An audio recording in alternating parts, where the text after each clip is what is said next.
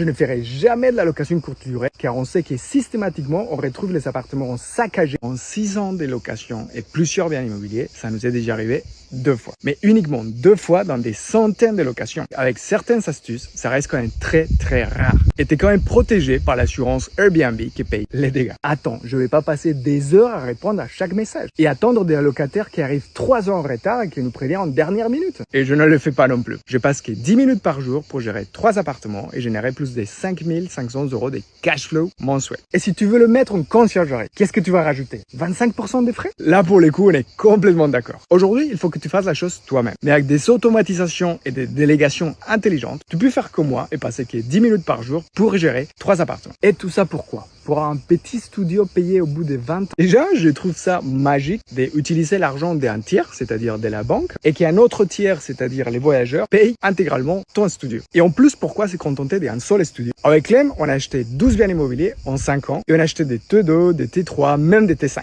En plus, tu n'es vraiment pas obligé d'attendre 20 ans pour vivre de l'immobilier. Aujourd'hui, juste 3 biens en location courte durée nous génèrent plus de 5 500 € par mois. Honnêtement, j'avais jamais vu les choses comme ça. D'ailleurs, où est-ce que tu as pris tout ça? Dans une masterclass d'Ivan de MMI. Et d'ailleurs, il organise une masterclass ce dimanche à 20h30. Alors, si toi aussi tu veux participer, écris masterclass en commentaire et tu recevras les liens pour t'inscrire gratuitement.